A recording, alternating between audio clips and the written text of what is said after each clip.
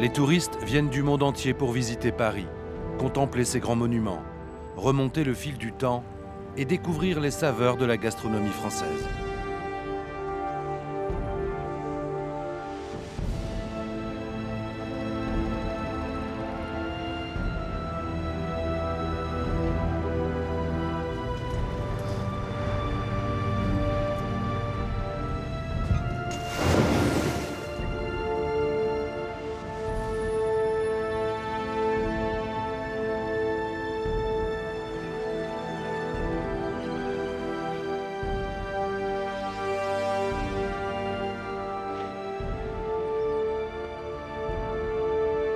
Derrière le décor prestigieux de la place Vendôme, une des adresses les plus réputées de la cuisine française. Chaque matin, au cœur de Paris, sont livrées quelques douzaines d'huîtres, avec le plus grand soin. Dans les cuisines du restaurant, le chef se prépare à sublimer un coquillage, au goût iodé et au nom synonyme de fête et de raffinement. L'huître, mystérieux cadeau de la nature. Bon, Joël nous a pas oublié. Non, chef, c'est bon. Aujourd'hui, c'est bon. Non, elles sont superbes, elles viennent d'arriver. La première histoire, quand on voit une huître, c'est qu'on a déjà un cadeau de la nature dans un emballage. C'est une petite boîte, une huître. En plus, elle a la forme de la main. Depuis la nuit des temps, les gens ont dû porter ça dans leurs mains, l'ouvrir, et on s'aperçoit que dans la bouche, c'est un réactif, c'est quelque chose qui a son propre goût, mais qui en plus est un stimulant. C'est quelque part, ça révèle d'autres saveurs. Donc pour moi, une huître, ça interpelle. On ne peut pas rester à regarder une huître sans se poser des questions. On a envie de dire toc toc, qu'est-ce qu'il y a là-dedans ?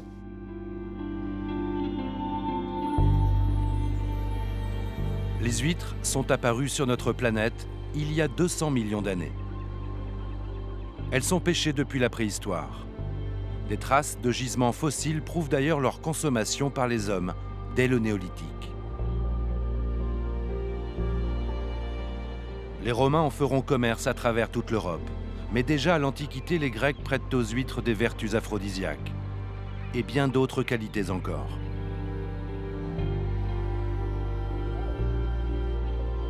À l'origine, partout en Europe, il n'existe qu'une seule espèce, l'huître plate, l'Ostrea edulis, aujourd'hui presque totalement disparue.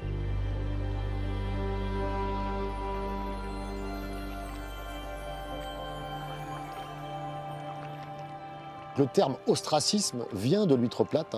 À l'époque, pour bannir quelqu'un qui avait fait des bêtises dans un village, on votait sur une petite coquille d'huître plate.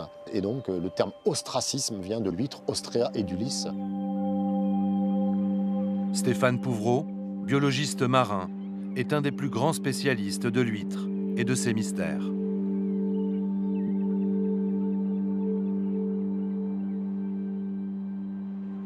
L'huître plate, surtout, est présente sur nos côtes européennes depuis l'aube des temps. Elle a été exploitée par les Romains, longuement par les Romains. Des routes de l'huître ont été créées pour acheminer vers Rome les huîtres plates des côtes françaises. Au Moyen-Âge, on a moins de détails de l'histoire, période un peu obscure le Moyen-Âge, donc on a moins d'éléments. Et puis par contre, à la Renaissance, alors à la cour du roi, on mange de l'huître plate avec différents bienfaits. Il y a un commerce qui va s'établir pour acheminer à Paris de plus en plus d'huîtres. Dans ce tableau, peint en 1735 par Jean-François de Troyes, le champagne accompagne un déjeuner d'huîtres. L'alliance du vin pétillant et du coquillage souligne le caractère festif de la scène, qui semble ravir valets et aristocrates. L'histoire retient que Louis XIV était un grand amateur d'huîtres. L'intendant à la cour du roi, le célèbre Vatel, organisait de formidables bombances où les convives dévoraient quantité de poissons et de coquillages. Au château de Chantilly, à l'occasion d'un festin, le cuisinier favori du roi doit nourrir 3000 convives durant 3 jours. Mais les poissons et les huîtres n'arrivent pas à temps. L'affront est insurmontable pour le cuisinier, qui préfèrent se donner la mort le soir même dans une chambre du château de Chantilly.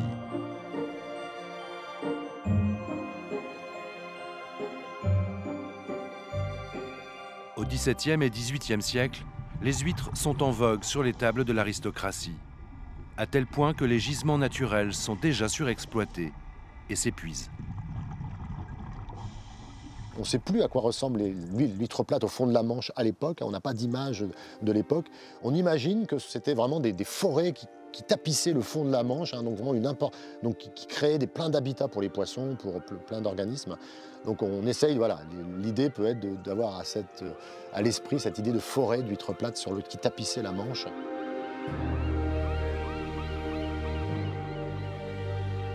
Au milieu du XIXe siècle, Victor Coste, membre de l'Académie des sciences, est persuadé que l'huître, qui est jusqu'alors pêchée en pleine mer, peut être élevée par l'homme, à condition d'en comprendre les mystères. Durant plusieurs années, Victor Coste parcourt le littoral français, met au point une technique qui permet de poser les bases de l'ostréiculture moderne.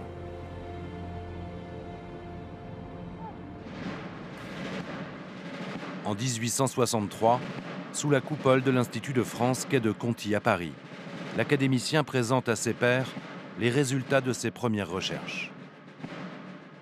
Victor Coste va être très important pour l'ostréiculture puisqu'il va aller un peu se renseigner partout, il va un peu regarder différentes techniques pour réussir à développer ce qu'on appelle maintenant le captage.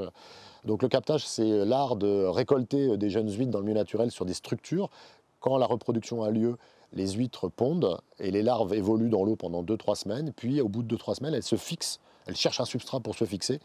Et donc Victor Coste a inventé, ou en tout cas a optimisé les techniques pour capturer ces jeunes huîtres, ce qu'on appelle le naissin.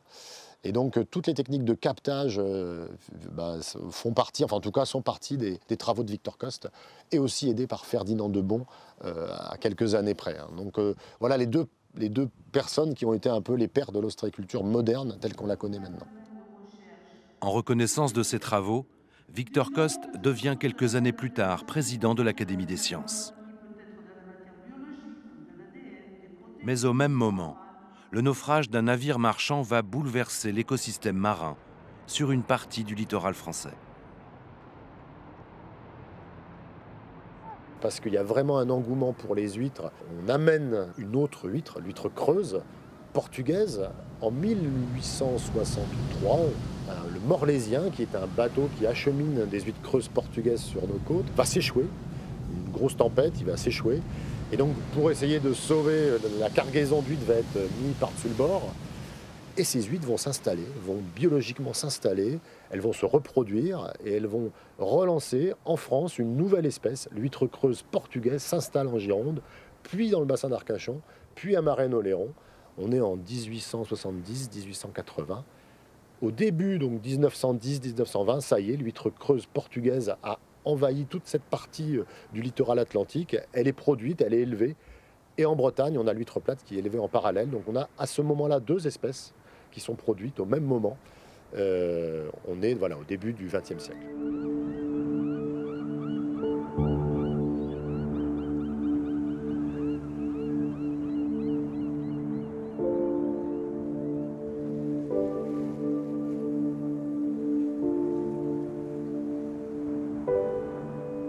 L'estuaire de la Charente et les eaux de l'île Madame sont une maternité et une nurserie pour les huîtres. Elles viennent y pondre en été quand la température de l'eau se réchauffe. C'est le début du cycle de l'élevage, le captage de millions de larves microscopiques. Les ostréiculteurs installent des collecteurs pour permettre aux jeunes huîtres, le naissin, de s'y fixer, comme elles le feraient naturellement sur les rochers.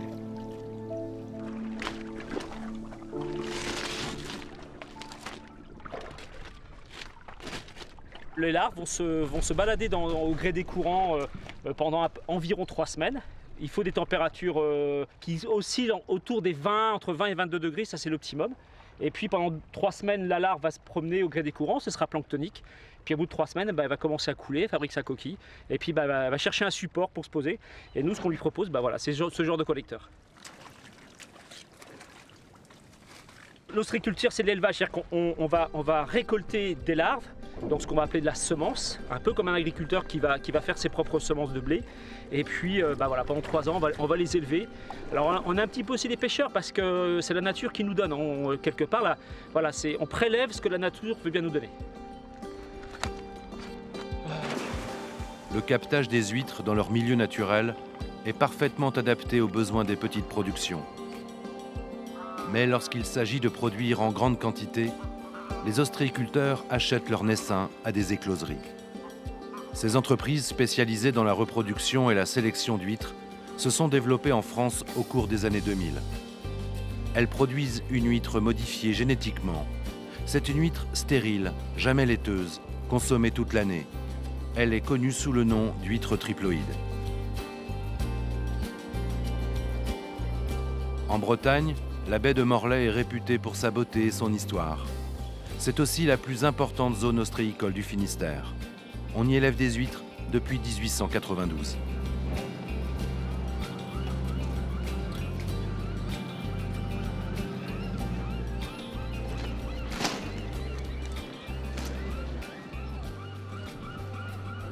À l'abri des tempêtes et des vagues qui balaient les côtes du Finistère, une dizaine d'entreprises ostréicoles produisent ici plus de 6000 tonnes d'huîtres creuses. Bon, les contrôles sont finis presque ou... Là c'est top. Ah, puis c'est vraiment régulier. Quoi.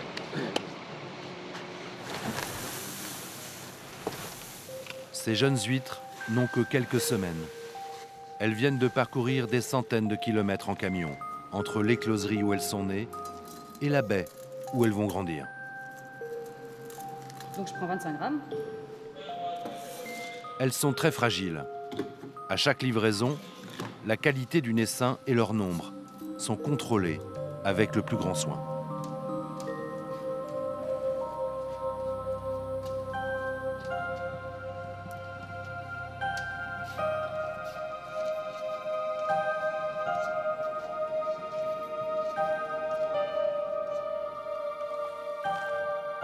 Dans tous les lots qu'on a reçus ce matin, il y a environ au kilo 5000, 4700, 4500. On est entre 4000 et 5000 bêtes au kilo.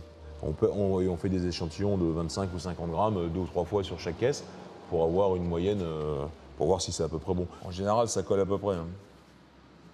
8, vas-y, comme on a le temps, tu peux en faire une ou deux si elles ne sont pas parties encore.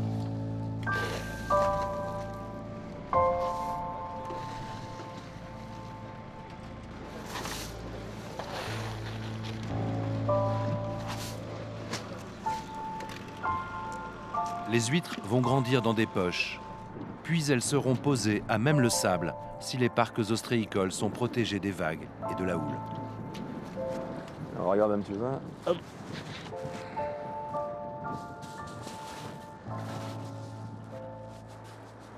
Et là-dessus, on va en perdre sûrement au moins la moitié encore. Hein. Au moins la moitié. Ou trop chaud, ou trop froid, ou mauvais moment, mauvais endroit. Donc ça, on ne sait jamais. Quoi. On sait que quand on les relève à la fin. Il faut vraiment l'endroit et le terroir. On ne peut pas faire des belons ou des perles noires comme ça, on ne peut pas les faire ailleurs. C'est comme le Romanée Conti, il faut le faire là où il doit être fait, on ne peut pas le faire ailleurs. Le terroir est capital. Quoi. Il faut le travail des hommes, mais il faut aussi le terroir. Régulièrement, lors des grandes marées, les huîtres sont retournées, déplacées, nettoyées, afin qu'elles grandissent dans les meilleures conditions. L'élevage va durer 3 ou 4 ans. Ce matin-là, des millions d'huîtres vont être immergées dans la baie de Morlaix. Elles vont rejoindre leur milieu naturel. Pour se nourrir, une huître va filtrer l'équivalent de 6 litres d'eau par jour. Et ce sont les nutriments en suspension qui lui donneront sa saveur, comme un terroir pour le vin. Tout commence ici. On met le naissin, nous on achète le naissin et après on fait l'élevage ici pendant 3 ans, voire 4 ans pour les spéciales. Mais tout est fait ici. C'est ici la sélection, la croissance, la forme, tout le travail est fait ici. C'est jamais pareil. Parfois ça va pousser très vite, parfois ça va pousser beaucoup moins vite. Tout d'un coup on va dire normalement on leur change de poche dans 6 mois et puis il va falloir le faire dans 3 mois comme dans 9 mois. Voilà, il y a beaucoup de facteurs qui entrent en jeu et qu'on peut difficilement maîtriser. Au lieu d'être de la terre, c'est de l'eau salée. mais il y a les mêmes forces qui existent et qui imprègnent complètement le produit que dans la vigne. On a des nuances sur la même variété, le même âge, le même temps d'affinage. À quelques mètres près, on peut avoir un produit qui a un goût totalement différent parce qu'il a bénéficié, l'huître s'est nourrie de tous les éléments, du plancton et tout, mais qui est différent en fonction du courant qu'il y a et de l'endroit où ça se passe. Là, il y a tout pour faire la royale. Un des plats fétiches du chef du Carré des Feuillants est élaboré avec des huîtres du bassin d'Arcachon. Dans cette recette, on va avoir des huîtres qui vont être juste pochées. Et puis c'est dessus une couche de caviar cuite comme un flan, c'est-à-dire on appelle ça une royale. On va coller l'eau des huîtres qui est exceptionnelle. Cette eau des huîtres va être collée avec juste que ce soit une gelée qui soit croquante, mais qui fond aussitôt dans la bouche. De ciseler en petits cubes, c'est pas haché grossièrement, hein, c'est ciselé pour qu'on ait des petits morceaux d'huile. C'est pas uniquement un aliment, c'est un condiment aussi. Donc c'est quelque chose de très important. Je pense que ça fait partie dans nos repères un peu de cette Europe, de cette vieille Europe du Sud. Ça fait partie de la panoplie la plus de haut niveau de tous les repères gustatifs que l'on a. Donc le salé, le sucré, l'acide et la mer, et l'huître, elle est là-dedans, quoi. Elle n'amène pas que le salé, elle amène la note iodée, elle amène beaucoup de choses.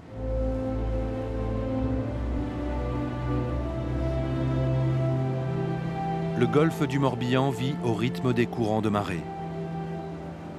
Dans cette petite mer intérieure, le renouvellement des eaux est bénéfique pour les huîtres.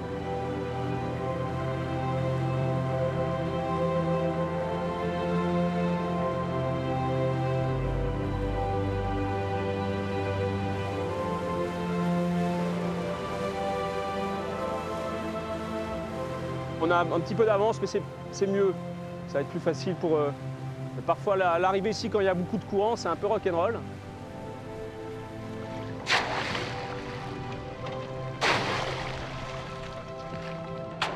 Les eaux riches en nutriments du golfe du Morbihan permettent d'affiner le mollusque. L'affinage, c'est une autre étape de l'élevage qui révèle la texture charnue, le goût de l'huître et la couleur de sa chair. Un métier comme le nôtre, on est vraiment à mi-chemin entre l'agriculture et la pêche. C'est-à-dire que, comme les agriculteurs, on sème pour récolter, mais aussi comme les pêcheurs, on dépend beaucoup du milieu, puisqu'on ne nourrit pas les huîtres, on ne traite pas, c'est vraiment 100% naturel.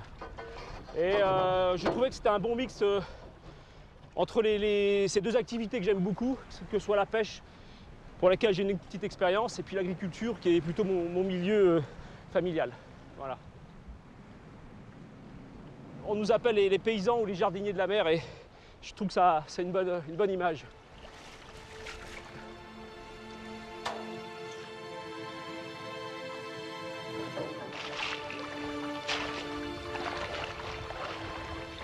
Le fait d'implanter comme ça des structures dans le milieu naturel, on va créer un récif artificiel.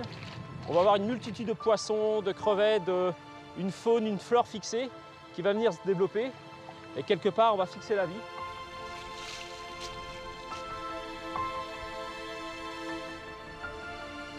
Partout sur la planète, la production mondiale d'huîtres repose principalement sur une seule espèce, la Crassostrea gigas, une huître originaire du Japon.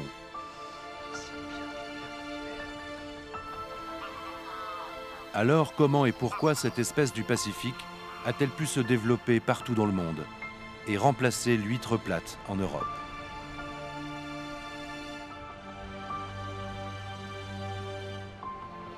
Des échanges à l'échelle mondiale entre différentes zones de production ostréicole sont à l'origine de la fin des huîtres plates.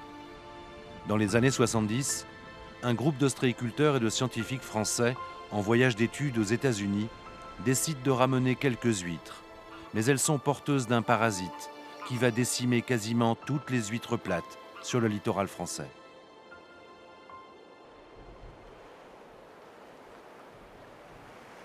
À la pointe de Bretagne, dans le village de Port-Spoder, un laboratoire de l'IFREMER, l'Institut français de recherche pour l'exploitation de la mer, s'est spécialisé dans la physiologie des invertébrés. Une équipe de chercheurs étudie les derniers gisements sauvages d'huîtres plates en Bretagne.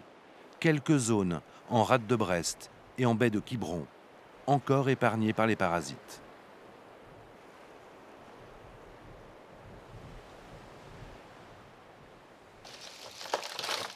Donc voilà. Voilà un bel échantillon là. Régulièrement, les scientifiques prélèvent quelques spécimens. Bon ben on va avoir un peu de tri nous maintenant. Ils ont bon espoir d'offrir aux ostréiculteurs la possibilité de cultiver à nouveau l'huître plate dans quelques années. L'enjeu est économique pour les professionnels et écologique pour les scientifiques. Non, je sais. L'idée, à terme, c'est d'essayer de faire revenir cette espèce en Bretagne, hein, qui est une espèce qui était native, qui est originaire de Bretagne, qui a été surpêchée, surexploitée, qui subit aussi des pollutions. Donc, une espèce qui est en train de disparaître. Et notre travail, c'est d'essayer de la faire revenir dans les années à venir. Donc, c'est ce qu'on appelle de la restauration écologique, ou de l'écologie de la restauration. Je pense qu'il faudra vraiment refaire un... Les chercheurs français trouveront peut-être un jour une souche résistante au virus, importée par la faute des hommes. Pour y parvenir, les scientifiques sélectionnent et croisent des huîtres plates, issues d'un des derniers gisements naturels en Bretagne. Il n'existe que 3 espèces d'huîtres différentes dans le monde. Il n'y a pas tant d'huîtres que ça. La première, l'huître la plus importante, c'est l'huître creuse, hein, qui est une espèce mondiale, hein, avec une production extrêmement importante. L'espèce dont on a parlé, l'huître plate, est très peu présente. Hein. En fait, elle n'existe qu'en Europe. Et il y a un 3e type d'espèce, ce sont les huîtres perlières. On a la chance, en Polynésie française, d'avoir l'huître perlière à lèvres noires, hein, donc l'huître qui fait la perle, qui est connue, un peu gris, noir, avec certaines irisations. Un animal qui travaille pour la bijouterie, et là, c'est plutôt pour l'aquaculture et pour la nourriture.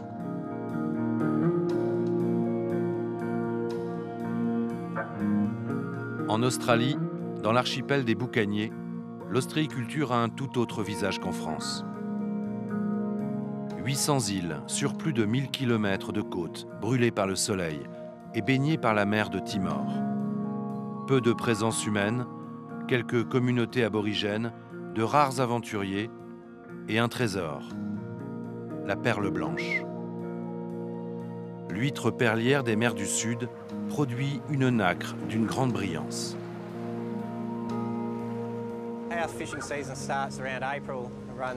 La saison de pêche commence en avril et dure à peu près 3 mois. Nous sommes une quarantaine de plongeurs répartis sur plusieurs bateaux. On est traîné par un câble derrière les bateaux et on ramasse les huîtres sauvages. On passe jusqu'à 8 heures par jour sous l'eau et on fait très attention au risque de décompression.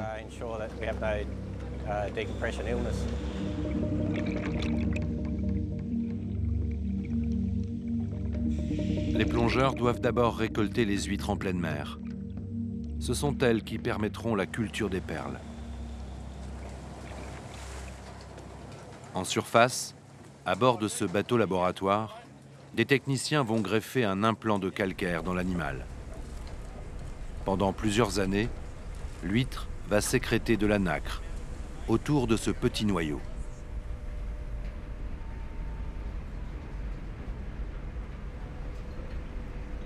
Après la greffe, les huîtres sont placées dans des cadres métalliques, puis remises à l'eau. Ce système permettra de réduire les pertes liées aux courants sous-marins et de résister aux coups de vent. Les huîtres perlières vont passer 2 années en mer. Pour elles, le temps nécessaire à la production d'une belle nacre.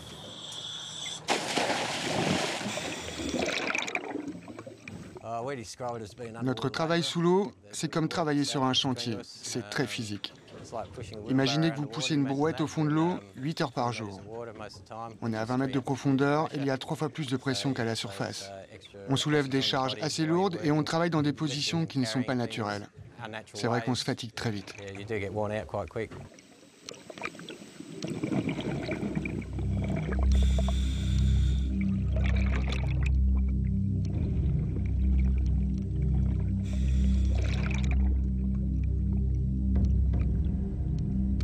Tout comme les huîtres destinées à l'alimentation, les huîtres perlières nécessitent beaucoup de manipulation.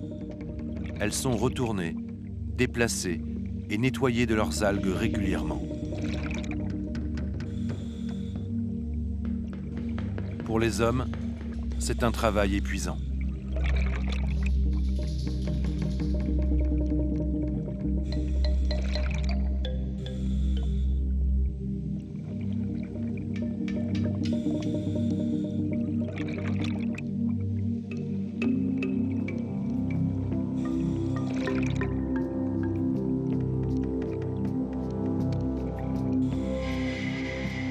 Ce territoire préservé dans le nord-ouest de l'Australie est une des plus importantes régions perlières du monde. Dans le pays, la pêche et la production de perles a commencé en 1861, après la découverte d'un important gisement d'huîtres. La première ferme perlière en Australie a été créée 100 ans plus tard. Cette huître a maintenant presque 7 ans.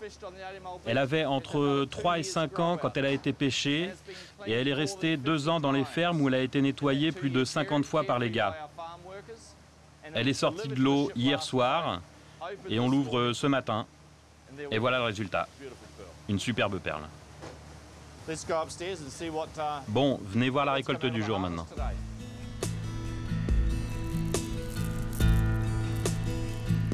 Blanches ou dorées, les perles ont ici la particularité d'être de grande taille. Il n'est pas rare que des huîtres donnent des spécimens de 2 cm de diamètre.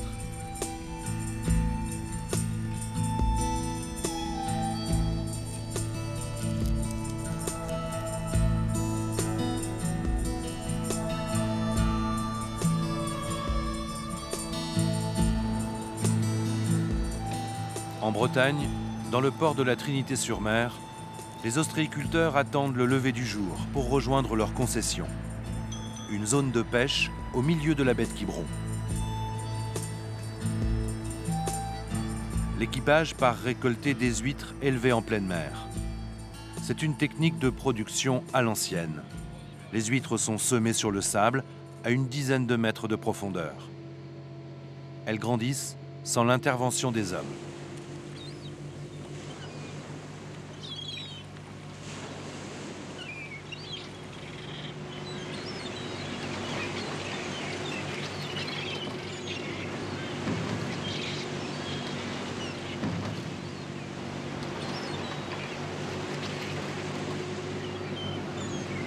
Voilà, là on prépare pour commencer à travailler. Là. On va bientôt mettre... on arrive bientôt sur le parc, là, donc on va pouvoir mettre les dragues à l'eau pour récupérer les huîtres. À mi-chemin entre l'élevage et la pêche, la technique utilisée est celle de la drague, héritage d'une pêche aux huîtres ancestrales.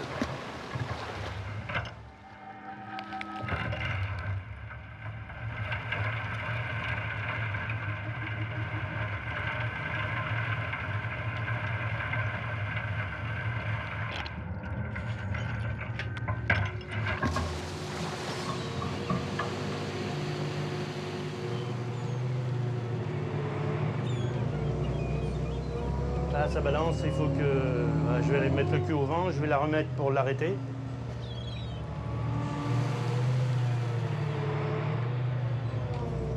Je fais 2 coups pour faire 8 conteneurs, donc 2 conteneurs ça fait 600 kg, 600 kg au coup de drague, quoi, hein, ça va vite. Ça va vite.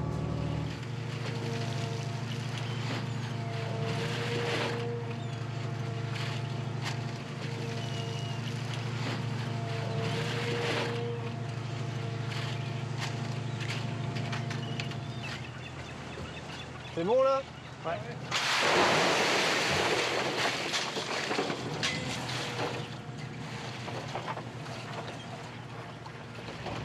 Il y a du boulot. Et puis là, c'est qu'une étape, quoi. Finalement, il a fallu beaucoup d'étapes pour en arriver là, déjà. Et il en faudra encore quelques-unes avant de les envoyer chez les clients, quoi.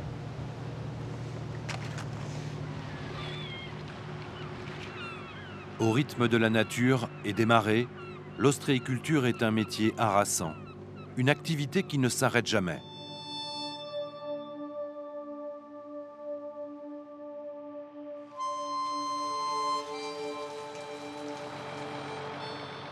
Tout au long du littoral français, sur les parcs ostréicoles, les stocks d'huîtres ont pris de la valeur après des années de labeur. C'est un trésor convoité qu'il faut protéger.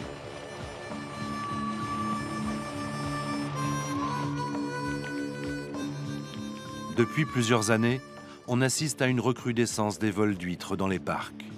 Ces vols concernent les huîtres de taille marchande, les plus chères. Les larcins ont lieu de nuit, loin des regards.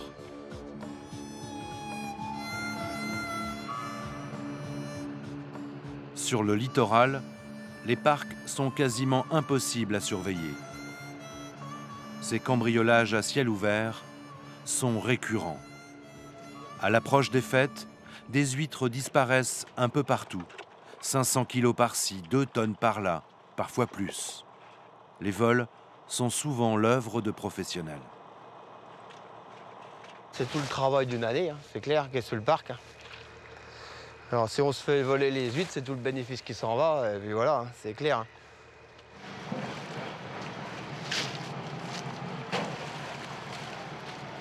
Hein. Je me suis fait voler une fois 82 poches de 20 kg en numéro 2, et l'autre fois 80 poches, pareil en numéro 2.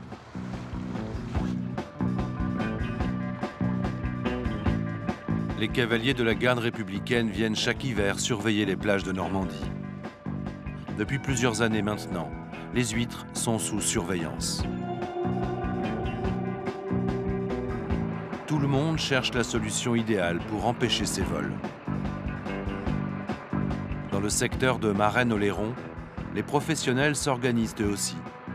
Dès que des poches sont dérobées quelque part, une alerte est aussitôt envoyée à tous les ostréiculteurs.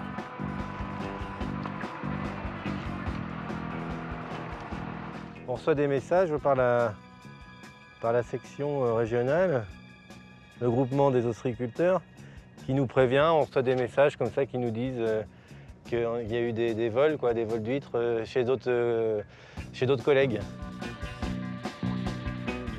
Deux jeunes biologistes et ingénieurs ont peut-être trouvé la parade qui pourrait séduire le monde ostréicole. Ils ont inventé une huître connectée, un mouchard, surnommé l'huître mystère, capable aussi de collecter les données du milieu marin.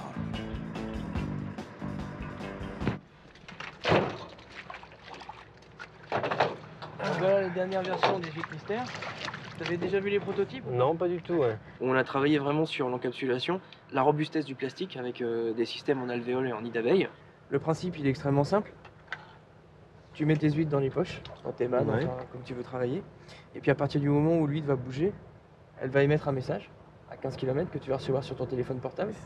D'accord. Ça s'envoie comme si c'était un GPS, quoi. On a des relais sur le littoral qui vont positionner exactement la poche à la ligne près, quoi. Quand on voit que quasiment toutes les semaines, ils reçoivent des SMS de plusieurs dizaines de tonnes de volets sur tout le littoral, entre Arcachon, ici et la Bretagne, il y avait vraiment besoin de développer quelque chose.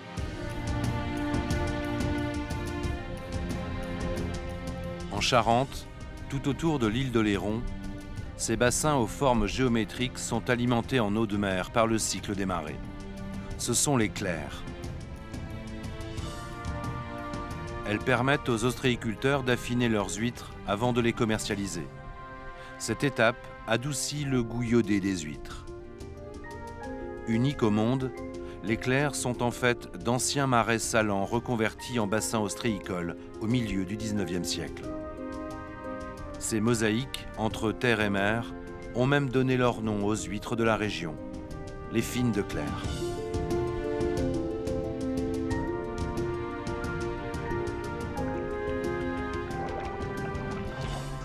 Là, je viens pour voir mes huîtres, hein, voir comment elles sont, si elles ont bien poussé, si elles ont bien engraissé. Alors, celles-ci, elles sont vertes. Elles ont filtré une algue qui se développe dans les marais. Et donc, c'est la particularité du bassin de Marais-Oléron, où on a une huître on a la chance d'avoir une huître qui verdisse comme ça et qui est très, très agréable à regarder.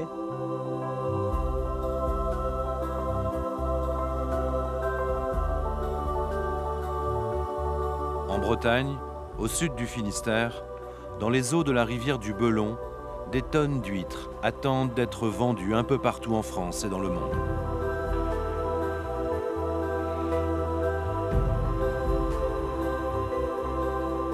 Grâce au rythme des marées, les huîtres sont irriguées et nourries par les courants salés de l'océan Atlantique et les eaux douces fluviales.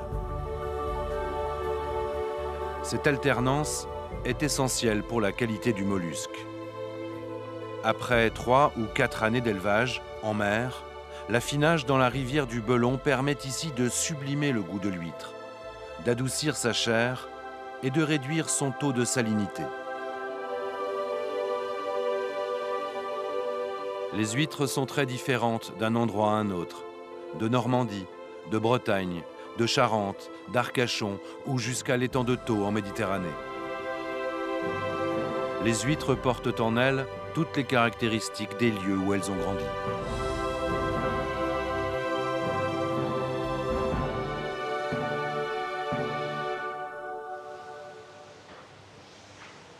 Michel, t'as du 4 en spécial là? Oui. Ouais, non, juste voir, dis-moi laquelle c'est.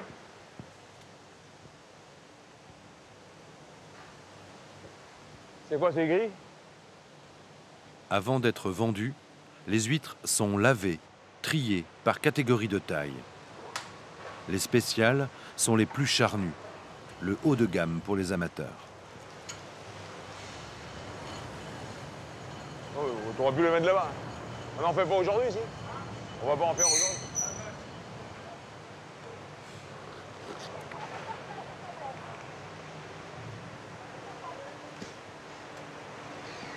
Très bon. Top. Non, c'est juste pour voir si elles sont vraiment charnues comme elles étaient il y a quelques jours. Si le calibrage a été bien fait, voilà, si tout a été respecté, quoi. Il y a beaucoup de catégories. Il y a des fines, il y a des spéciales, il y a des perles noires, il y a des trucs très gros comme ça. Enfin, les mêmes.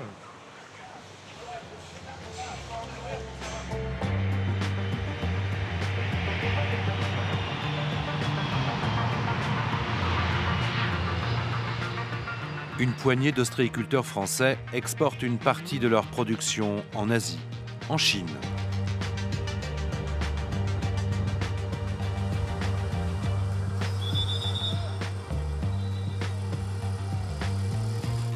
Pour les professionnels, le défi est de taille. Il s'agit d'initier les consommateurs chinois à l'huître crue, à la mode française.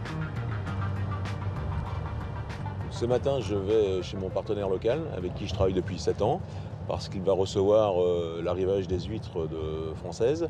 Donc il va avoir une dizaine de conteneurs qui vont déballer et repréparer immédiatement pour expédier dans tous les restaurants de Shanghai et même d'autres villes chinoises.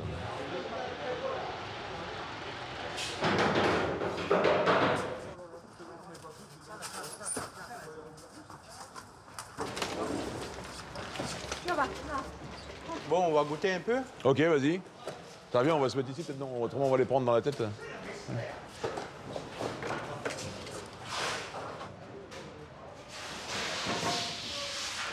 C'est quand même les plus belles huîtres du monde. Ça. Rapport qualité-prix, c'est imbattable. Ça. Tu sais les ouvrir ou tu veux que je les ouvre? Non, je te laisse faire. Tu veux que je les ouvre? T'es pro. Avec un vrai couteau chinois. Hein. On vide la première eau et hop, après on peut la manger au petit déjeuner, ça vous dit? Ah ça on peut pas être plus fraîche. Hein. Ça c'est la production de Carantec. Elles sont toutes comme ça. Toutes celles qui viennent de Carantec, c'est comme ça. Et aujourd'hui, il y a que dans les grandes villes, comme Pékin, Shanghai, ils commencent à consommer un peu d'huîtres, mais la Chine est tellement grande. Avec le temps, les Chinois, nous, on est très ouverts pour les produits comme ça, pour les produits importés étrangers. Donc, on a 1,2 milliard habitants. Donc, ça fait du monde. Chacun, il consomme 1000 pièces d'huîtres. Ça fait un peu de volume. Oui, on va vider la mer en Bretagne.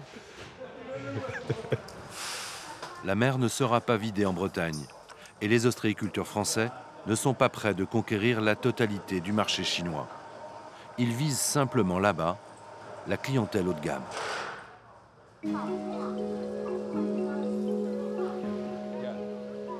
En Chine, l'huître fait partie de la gastronomie et de la tradition depuis toujours. Le pays est le premier producteur d'huîtres au monde. 80% de la production mondiale, devant la Corée du Sud et le Japon.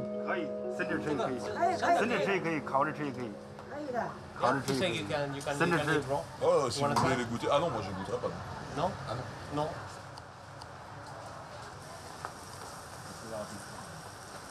Ok. L'huître française, consommée crue, est un produit en vogue dans les restaurants à la mode de Shanghai. À la carte du Mercado, le chef écaillé propose des huîtres fraîches, françaises, mais aussi canadiennes, et même d'Afrique et de Namibie. C'est la nouvelle tendance.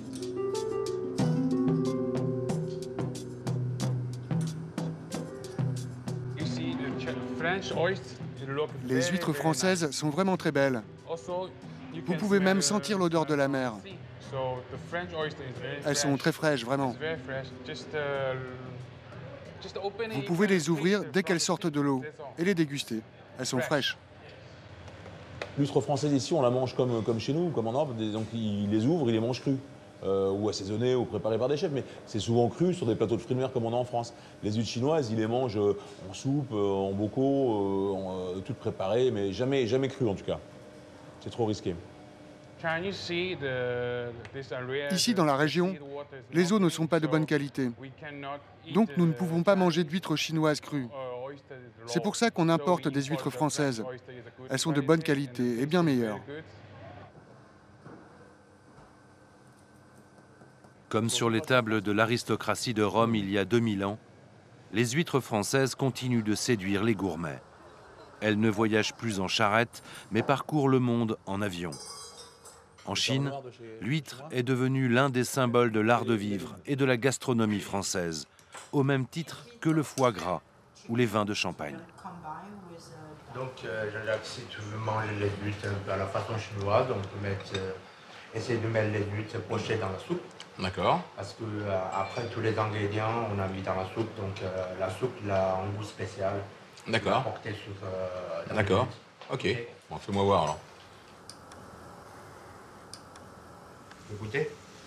Ok. C'est sympa. C'est pas normal. La texture est restée la même en tout cas. Ah non, c'est super bon.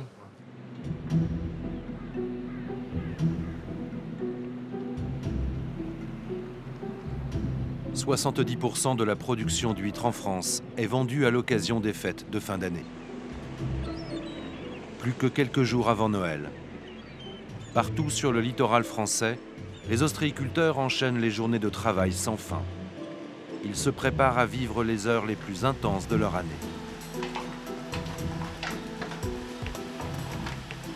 Pourquoi on vend des huîtres à la douzaine, mais aussi les œufs, les bouteilles, pas mal de produits comme ça, c'est que, eh bien, il y a longtemps, les gens n'avaient pas de moyens, ne savaient ni compter ni écrire, ils savaient à peu près compter, mais ils ne savaient pas lire, et ils n'avaient pas de papier, pas de crayon. Et donc, on utilisait les phalanges des doigts, et donc c'était sur une base 12, c'est-à-dire qu'on comptait comme ça 1, 2, 3, 4, 5, 6, et ainsi de suite. Donc, ça permettait aux gens d'échanger, de troquer, voilà, et sans avoir besoin d'écrire, on se comprenait. Voilà. Et donc pour les œufs, pour les bouteilles de vin, et bien évidemment pour les huîtres.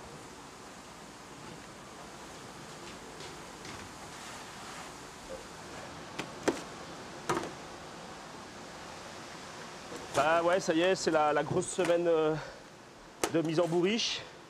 Voilà, on est à 3 jours du 24.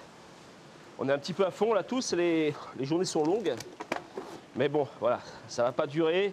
Encore 2-3 jours à fond et puis je pense qu'après, on va pouvoir prendre quelques jours de repos et puis on recommencera pour le premier de l'an. Voilà.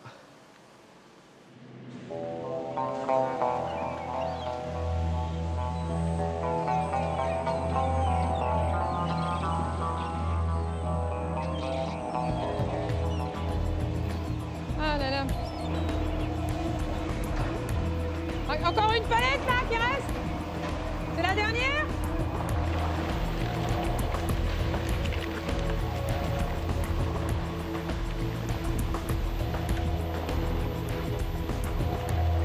À l'approche des fêtes, des millions d'huîtres sont sorties de l'océan. En France, près de 50 000 tonnes sont vendues et consommées à cette période, entre Noël et le jour de l'an. Et le 4, 40 par 18. Donc on a dit 3 en numéro 3, 3 en numéro 2, 3 en numéro 4 et 16 en numéro 3. Et c'est la période, hein, donc voilà, encore la semaine prochaine encore. Et puis voilà, après ça va se calmer, mais bon c'est le moment ou jamais. Hein. Et là les journées, là on est dans les dernières grosses journées, donc on a pris tôt ce matin. Et voilà, et la journée n'est pas finie parce qu'on va redescendre à la mer là dans 1 heure, donc voilà. Donc il y a encore de quoi faire encore, la journée n'est pas terminée. C'est comme ça. T'as chargé quoi là Stéphane? De 3 là? Tu fais les 16 palettes de 3 avant? Hein? Là, tu mets tout le 3, les 16. Ces huîtres de Normandie vont être expédiées partout en France. La plupart est destinée à la grande distribution.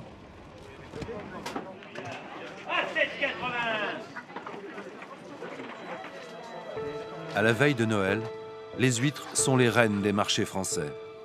Elles symbolisent la fête et la convivialité dans les familles. Alors il y a beaucoup de boulot hein, pour faire une huître, ça prend énormément de temps, quoi. Entre 3 et 4 ans. On les trimballe de droite à gauche pour essayer de les faire pousser, de les faire qu'elles soient les meilleures possibles. Et, donc c'est la Bretagne, un coup en Bretagne, un coup elles reviennent chez nous. Jusqu'à aujourd'hui, voilà, on les manipule sans arrêt. Et encore une dernière fois, là, aujourd'hui. C'est moi, passez de bonnes fêtes. L'ostréiculture est un métier unique. Du naissain à la bourriche, l'ostréiculteur doit savoir maîtriser toutes les étapes de la production. Une seule et même personne est à la fois l'éleveur, celui qui sème et qui récolte, le négociant et le vendeur.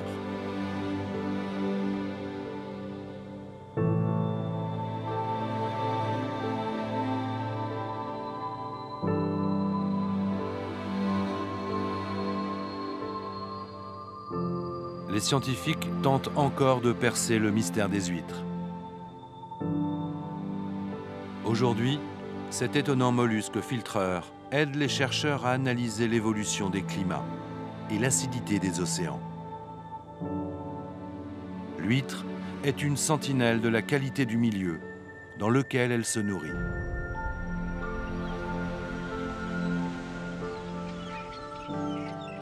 Alors sur cet animal, pas forcément élégant esthétiquement, c'est pas un dauphin, c'est pas un ours, il n'y a pas forcément un attachement à l'espèce, quoi.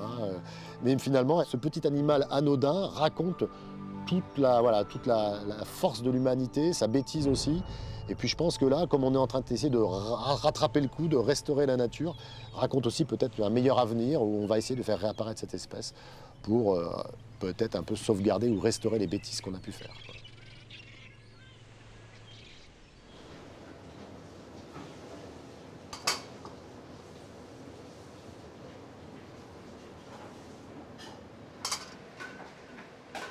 Au carré des feuillants, le chef apporte la dernière touche à son plat. Spécial arcachon, caviar d'ébène, avec feuilles au goût d'huître. Au cœur de Paris, les saveurs iodées du coquillage et de l'océan sont ainsi révélées par la passion et sublimées avec art. Moi, j'ai une petite vigne qui est un jardin. Hein. C'est une vigne que j'ai de mes parents. J'en ai gardé qu'un petit peu, mais je leur ai promis que je ferai mon vin jusqu'à la fin de ma vie. Et c'est mon jardin. Eh bien, cette vigne-là, j'ai un pied de rose au bout de chaque rangée de vignes. Et pour moi, dès qu'il y a des problèmes sur une rose, on sait que la vigne est en train de déclencher une maladie. Le mildiou arrive ou autre chose. Donc ça met en alerte. Et les alertes, on les a tout de suite par les huîtres. C'est un peu comme les roses dans un jardin, mais les roses sont plus vite attaquées que les pommes de terre. Ces animaux, ça vit depuis des millénaires dans un écosystème très simple et favorable. Donc essayons de le respecter, quoi. On n'a pas le droit de bousiller les huîtres, les abeilles. La mer, c'est un jardin. L'huître est un trésor de la nature. Entre terre et mer, cet animal mystérieux nous alerte sur la santé de notre planète.